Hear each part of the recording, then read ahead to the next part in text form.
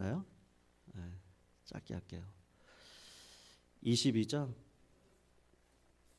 1절에서 19절까지 22장 1절에서 19절까지 우리 교독으로 읽겠습니다. 1절 제가 먼저 읽습니다. 그 일 후에 하나님이 아브라함을 시험하시려고 그를 부르시되 아브라함아 하시니 그가 이르되 내가 여기 있나이다. 여호와께서 이르시되 내 아들 내 사랑하는 독자 이삭을 데리고 모리아 땅으로 가서 내가 내게 일러준 한 산 거기서 그를 번제로 드리라. 아브라함이 아침에 일찍이 일어나 나귀의 안장을 지우고 두 종과 그의 아들 이삭을 데리고 번제에 쓸 나무를 쪼개어 가지고 떠나 하나님이 자기에게 일러주신 곳으로 가더니 제3일에 아브라함이 눈을 들어 그곳을 멀리 바라본지라. 이에 아브라함이 종들에게 이르되 너희는 나귀와 함께 여기서 기다리라. 내가 아이와 함께 저기 가서 예배하고 우리가 너희에게로 돌아오리라 하고 아브라함이 이에 번제 나무를 가져다가 그의 아들 이삭에게 지우고 자기는 불과 칼을 손에 들고 두 사람이 동행하더니 이삭이 그 아버지 아브라함에게 말하여 이르되 내 아버지여 하니 그가 이르되 내 아들아 내가 여기 있노라. 이삭이 이르되 불과 나무는 있거니와 번제할 어린 양은 어디 있나이까. 아브라함이 이르되 내 아들아 번제할 어린 양은 하나님이 자기를 위하여 친히 준비하시리라 하고 두 사람이 함께 나아가서 하나님이 그에게 일러주신 곳에 이른지라. 이에 아브라함이 그곳에 제단을 쌓고 나무를 버려놓고 그의 아들 이삭을 결박하여 제단 나무 위에 놓고 손을 내밀어 칼을 잡고 그 아들을 잡으려 하니 여호와의 사자가 하늘에서부터 그를 불러 이르시되 아브라함아 아브라함아 하시는지라. 아브라함이 이르되 내가 여기 있나이다 하매 사자가 이르되 그 아이에게 손을 대지 말라. 그에게 아무 일도 하지 말라.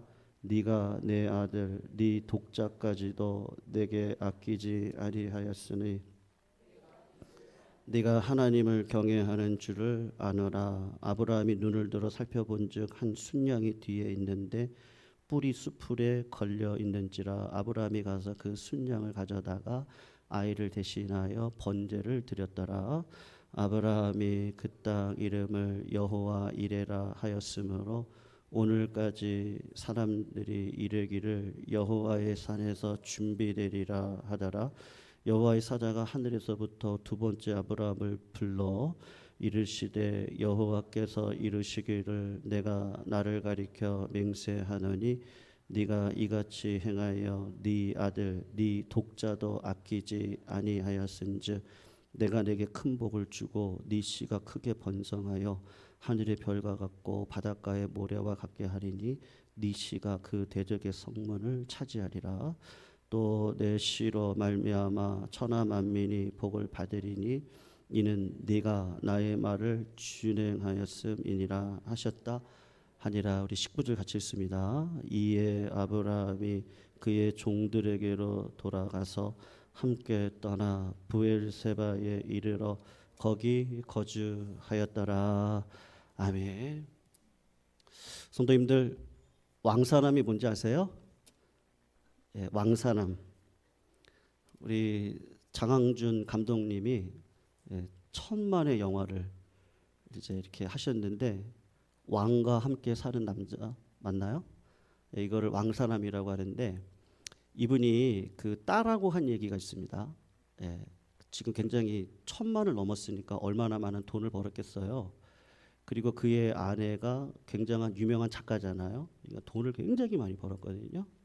그러니까 그 집이 지금 굉장히 좋을 때입니다. 좋을 때예요. 그러다가 딸하고 이야기를 했대요. 그러다가 이 장항준 감독이 딸한테 그랬대요. 딸아, 너 지금 굉장히 좋지? 그래서 예전에 비하면 너무 좋은 거예요. 너무 부유하고 뭐든지 지금 잘 되는 것 같고. 근데 장항준 감독이 딸한테 그랬대요. 야, 지금은 좋은데 딸아, 언젠간 힘든 날이 또 있을 거거든. 그러니까는 그때도 기쁨을 잃거나 감사를 잃지 않으면 그러면 된다. 이렇게 이야기를 해줬다는 거예요. 여러분, 자식을 키울 때 장항주 감독님도 인생이 뭔지를 아는 거죠. 인생이라는 게 좋은 날도 있지만 실패할 날도 있거든요. 그 실패한 인생길에서 하나님을 붙들고, 우리는 신앙을 그렇게 얘기하지만 그분이 예수 믿는지는 모르겠습니다. 아마 안 믿는 것 같은데, 그분도 자녀의 앞날을 놓고 생각할 때 앞날에 이런 어려움이 있으니까 너 그렇게 살면 안 되고 항상 감사함으로 소망을 잃지 말고 힘있게 살아야 된다. 이제 그렇게 이야기를 했단 말이죠.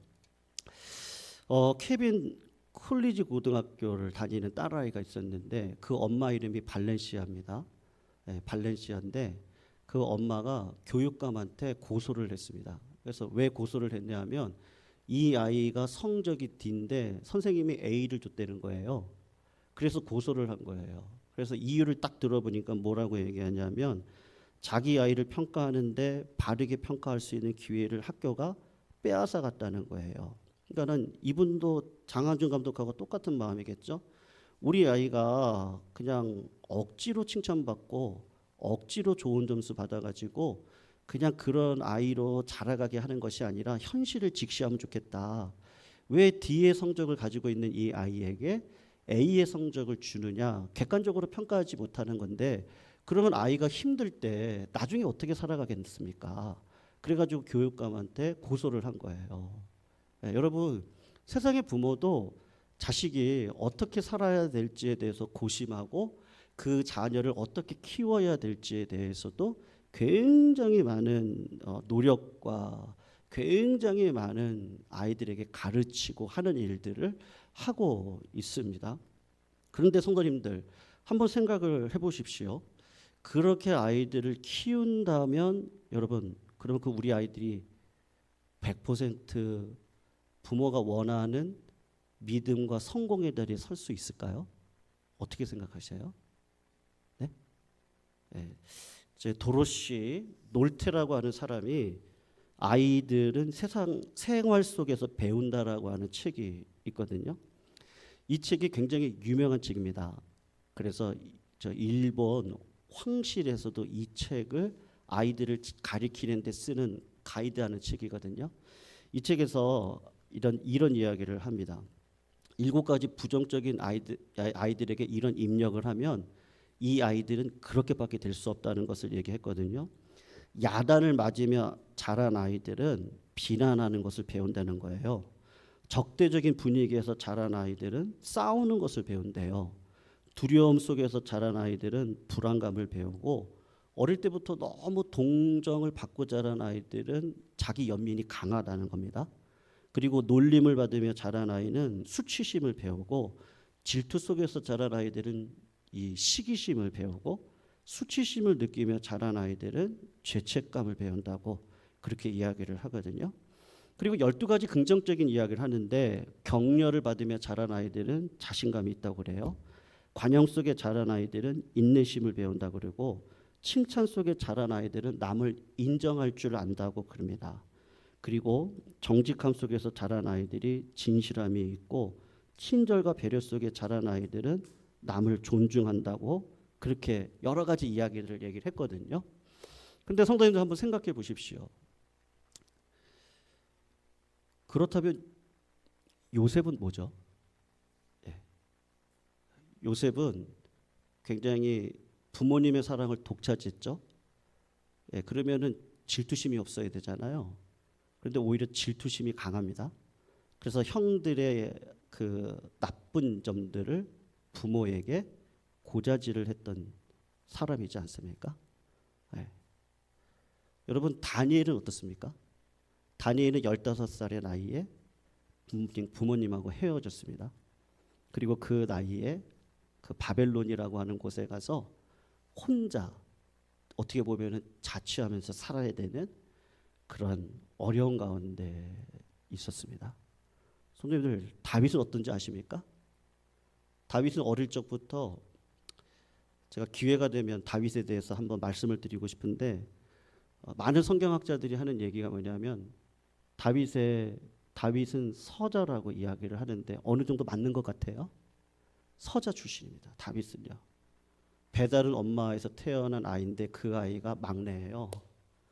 그러니까 그 아이를 굉장히 아버지나 가족적인 분위기가 배다른 형들이니까 그 형들이 다윗을 굉장히 핍박했고 굉장히 그랬던 아이거든요. 여러분, 다윗은 부모님의 사랑을 그렇게 받고 자란 아이가 아닙니다. 여러분, 다윗의 인생을 생각해 보십시오. 자식이 자기를 배반하죠. 자식이 나를 죽이려고 하거든요. 생각해 보십시오. 예, 그것뿐만입니까? 내가 사랑해서 결혼한 미갈이라는 아내를 장인이 일부러 이혼을 시키거든요. 네. 여러분, 우리가 이게 틀렸다는 얘기는 아닌데요. 네, 틀렸다는 얘기는 아니거든요. 우리 아이들을 잘 배려해야죠. 그리고 칭찬도 해야 됩니다. 네, 맞죠? 우리 집안 분위기가 좋아야죠. 그래야지 아이들이 더 건강하게 무럭무럭 자랄 수 있겠죠. 그런데 꼭 그렇던가요? 네, 그렇지가 않거든요. 여러분, 가정을 꾸려가면서 행복을 꿈꾸지 않고 가정을 남자와 여자가 만나 언약을 세우고 그리고 자식을 낳고 꿈을 꾸면서 자식들을 키우려고 하지 행복의 꿈을 안 꾸는 부모가 어디 있겠습니까? 그렇지가 않거든요. 사랑하는 성도님들, 오늘 본문을 보시면은 하나님께서 기적 가운데 이삭을 낳게 하시거든요. 이삭을 100세에 낳습니다. 그러면은 어머니의 나이는 90세인데 90세 할머니가 임신할 수 없는 태에서 아이를 낳았다면 그거는 하나님의 은혜거든요. 그러면은 그 이삭을 향한 아브라함의 마음이 얼마나 애절하겠어요. 100세에 낳은 아들이니까 이 아들 없으면 나는 못 살겠어요. 그런데 하나님이 어떻게 하시느냐, 우리 인생 가운데 그거를 꼭 주시는 것 같아요. 여러분, 하나님께서요 마음의 감동을 원하십니다. 네. 그러니까 하나님 앞에 기억될 믿음의 시련을 성도님들 한 번은 통과하셔야 되거든요. 제가 금요일 날도 말씀을 드렸지만 하나님이 은혜를 주시고 직분을 주실 땐 사명이 있기 때문에 주신 건데 그 사명을 거들떠도 보지 않는다면 하나님이 그 죄를 사명자에게 물으십니다. 여러분, 사도 바울이 내가 저주를 받아도 좋으니까 내 동족이 구원받기를 원합니다. 이 가족에 대한 얘기죠. 왜 그런지 아세요? 예레미야가 내가 하나님의 말씀을 증거하지 않고는 이 속에서 불이 타가지고 죽을 것 같아요. 그래서 내가 하나님의 말씀을 증거하지 않고는 죽겠어요. 네. 왜 그런지 아세요? 하나님이 너무나 놀라운 은혜를 저희들에게 주시거든요. 근데 그 은혜가 뭐냐? 그것 가운데 하나가 자식이에요. 네. 그 자녀가 뭐 이런 아이들이 태어날 줄을 어떻게 알았겠어요? 몰랐거든요. 근데 하나님이 그런 은혜로 자식을 주시고 아브라함에게도 똑같이 그런 자식을 주셔서 하나님께서 그 자녀가 복된 인생을 살아가기 위해 하나님이 원하시는 요구가 뭐냐면 그 자식을요 번제로 바치라고 이야기를 한다는 거예요. 아니, 교육보험 들 수 있죠. 생명보험 들 수 있죠. 뭐 아이들을 위해서 여러 가지 보험들을 다 들 수 있는데 그 보험이 아이들을 교육가로 만들 수 있냐고요. 그 생명보험이 아이들을 생명을 끝까지 유지할 수 있는 자리에 세울 수 있습니까? 절대로 그럴 수 없어요. 여러분, 생사복을 주관하신 하나님, 주신 자도 하나님이시고 가져가시는 분도 하나님이시고 다시 복을 주신 분도 하나님이신 줄로 믿습니다. 근데 그 하나님께서 자식을 주시고 그 자식이 누구 거라는 거예요? 내 거가 아니에요. 내 자식이었으면 다윗이 어떻게 그런 상처 가운데서도 믿음의 사람으로 자랄 수 있습니까? 여러분, 요셉은 마음 안에 얼마나 큰 상처가 있어요. 자기 형들이 나를 죽이려고 했던 시절을 지나갔거든요. 그러면 나중에 총리되고 그 형들을 복수의 자리로 데려갈 수 있는데 요셉은 절대로 그렇게 하지 않거든요. 세상 말로 이야기하면 칭찬받고 자란 아이가 잘 자라야죠. 다정함 속에서 자란 아이들이 잘 자라야죠. 제가 틀렸다고 하는 얘기 아닌데 그거 위에 누가 계시는 거예요? 하나님이 계시거든요. 그래서 부모님들에게 그 자식을요, 아브라함에게 하는 얘기가 뭐냐면 자식이니 나니. 물질이에요? 하나님이세요. 기복이에요? 하나님이세요. 여러분, 이 시험을 통과하셔야 됩니다. 오늘 본문에 보면은 아브라함한테 그랬어요. 내가 이제 보니까 네가 자식을 바치는 거를 보니까 내가 너의 마음을 알겠구나. 그리고 어떻게 하시죠? 이 자식을 통해서 내가 큰 복을 부어줄게. 여러분, 저는 우리 성도님들 자식으로 대표되어지는 그 세상에 그 무엇 있잖아요. 그거를 하나님 앞에 올려드릴 수 있는 믿음의 우리 어르신들이 되시기를 주의 이름으로 축원합니다. 네. 여러분, 제가 왔을 때 다인이 없었어요. 저 아직도 기억나요. 우리 세라 집사님이 엄마한테도 얘기 안 하고 임신했을 때 토요일 날이었어요. 와가지고 눈물을 흘리면서, 죄송해요 제가 이런 얘기해서 이걸 뭐 다 얘기될지 모르겠는데, 하여튼 엄마 세라 집사님 좀 이해해 주세요. 배 안에 있는 자식이 잘 순산해야 되겠는데, 그래서 기도했죠. 같이 기도하고. 다인이 태어났어요. 여러분, 우리 대천덕 신부님이요, 예전에 그 예수원에 저 강원도 아주 산골짜기 있거든요. 지금은 길이 좋아서 거기 차들이 왔다 갔다 하는데 예전에는 그렇지 않거든요. 아들 둘을 키웠는데 거기서요 예수원 하면서 기도원 하면서, 그러니까 한겨울에 눈이 오면 이게 감기가 걸릴 때가 있잖아. 독감이 오고 그럴 때 이게 시내로 못 나가요. 그러니까 아빠가 아들한테는 얘기했어요. 누구누구야, 하나님이 살아계시지? 하나님은 의사와 약을 통해서도 치료하시지만 너가 기도하면 치유받는다. 그러니까 그럴 수 없는 상황일 수 있잖아요. 그러니까 아버지가 가르치는 거예요. 하나님 앞에 기도하면 하나님이 치유해 주셔. 그 자식이 그거를 경험하는 거예요. 여러분, 성현이가 이렇게 아플 때 자기 여기다가 손을 얹고 기도해서 나았던 경험이 있었지, 성현아? 유치원 때니? 네. 오늘 유주가 오진 않았는데 유주하고 정현이가 지난번 성탄절 찬양 연습하면서 아빠 같은 큰 음성으로 같이 누가 막 찬양을 하더래요. 그래서 아빠가 찬양했어? 아니? 사실 맞나? 예수님이 같이 찬양했나? 우리 지안이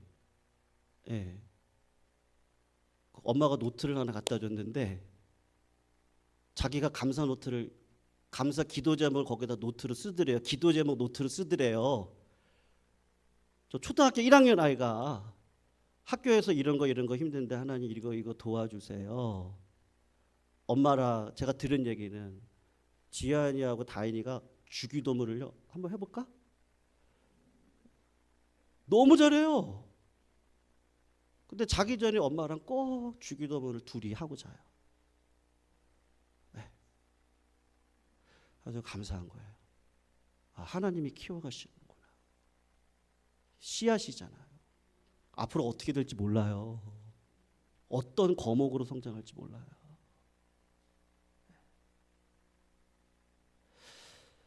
여러분들 누가 하시는 거예요? 하나님이 하시거든요. 하나님. 제가 이야기만 하고 마치겠습니다. 오늘 짧게 끝난다고 했기 때문에. 제가 이제 신방을 요새 많이 했잖아요. 그러면은 예전 같으면 그냥 하루 일주일 일정 잡아가지고 짧게 끝나야 되거든요. 근데 그렇게 하고 싶진 않더라고요. 그래서 앞으로도 제가 이걸 유지할 건데 1년을 해도 좋아요. 그래도 미니멈 3시간은 해야 되지 않나? 왜냐하면 1년에 한 번 만나는데 우리 성도님들 삶의 이런저런 얘기를 들어야 되잖아요. 여러분 어떤 날은요 제가 갔다 오고 나면 아무것도 하고 싶지가 않아요. 왜 그런지 아세요? 성도님들이 눈물을 흘리고 목사님 이런 일 어제 또 어떤 뭐 일이 있었거든요. 이런 일 저런 일 뭐 아픈 이야기 가정에 대한 상처 여러 가지 이야기를 이렇게 듣고 오면은 제 마음이요 너무 안 좋아요. 그래가지고 뭐를 해야 되는데 뭐가 안 돼요. 너무 힘들더라고요. 너무. 근데 제가 하나 하는 거 하나님 우리 집사님 좀 도와주세요. 하나님이 해주셔야죠. 하나님이 도와주셔야죠. 육신의 저는 참 힘들고 어려운데요. 하나님 도와주세요. 하나님 이제 더 이상 상처가 없게 해주세요. 하나님 그 자녀들이 앞날에 좋은 일만 있게 해주세요. 아이고 이렇게 키웠는데 자녀가 이랬는데 아이고 이런 일들이 얼마나 많아요. 저희들도 그렇거든요. 그런데 그 모든 과정을 누가 하시냐고요. 하나님이 아실 거 아니에요. 그러니까 하나님이 하시니 하나님이 해주세요. 하나님이 우리 자녀들 책임져 주세요. 예. 우리 집사님 책임져 주세요. 우리 권사님의 기도를 흠양하여 주세요. 육신의 이 몸을 입고 있는 목사 그런 말 들으면 인간이니까요. 인간이니까 참 힘들고 어려운데 이는 힘으로도 능으로도 안 되고 오직 여호와의 신으로 말미암는데 하나님 도와주시고 불쌍히 여겨주시고 아버지 하나님 이제 살 소망 좀 주세요. 축복해 주세요. 하나님 우리 교회에서 물질의 축복을 받는 자들이 좀 나오게 해주세요. 인권의 복을 받는 자들 좀 나오게 해주세요. 하나님 아버지 우리 성도님들의 그동안 눈물을 다 받아내셨으니까 아버지 하나님께서 좀 씨앗의 열매를 좀 허락해 주세요. 우리 자녀들을 통하여서 아버지 하나님께서 이 작은 교회를 통하여서 거목이 나올 수 있도록 하나님 축복해 주시옵소서. 고난 가운데서도 이기게 해 주시옵소서. 기도를 멈추지 않게 해 주시옵시고 그 기도는 왜 이렇게 또 나와요? 몸은 힘들어 죽겠는데 그 기도는 막 나오는 거예요. 하나님 도와주세요. 도와주세요. 제가 우리 어린아이들 저 어린아이들이 어떻게 저런 믿음을 가지고 어떻게 주기도문을 저렇게 하고 어떻게 그 어린 나이에 이렇게 이거를 이렇게 해가지고 이렇게 하고 제가 우리 지우 얘기는 안 했는데요. 제 딸이라서 생략할까 하다가 하려고요. 지난 금요일 날 이제 우리 아이들이 다 왔거든요. 쉬는 날이잖아요. 노동절이고 그래서 금요 예배 같이 드렸는데 오는 길에 그러더래요. 엄마 예수님이 믿어져. 그러니까 여기 뒤에 아이들 이렇게 저거 했잖아요. 사생대 했잖아요. 그거를 하는데 믿음이 이렇게 오더래요. 믿어지더래요. 그러니까 제가 그거는 추측인지 모르겠는데요. 그러니까 이렇게 하면서 시를 쓰면서 하나님이 믿어질 수 있도록 은혜를 주셨는데 이거 누가 하시는 거예요? 하나님이 하시지 그걸 누가 하시겠어요? 그러니까 우리가 하나님 앞에 올려드리면 하나님이 받아주시고 믿음의 부요함을 주셔서 축복의 길로 인도해 주실 줄로 믿습니다. 제가 어릴 적에 불렀던 찬양인데요. 아마 아실 수 있는 분도 계시고 모르실 수도 있는데 우리 이 찬양 같이 한번 하면서 오늘 예배 마치도록 하겠습니다.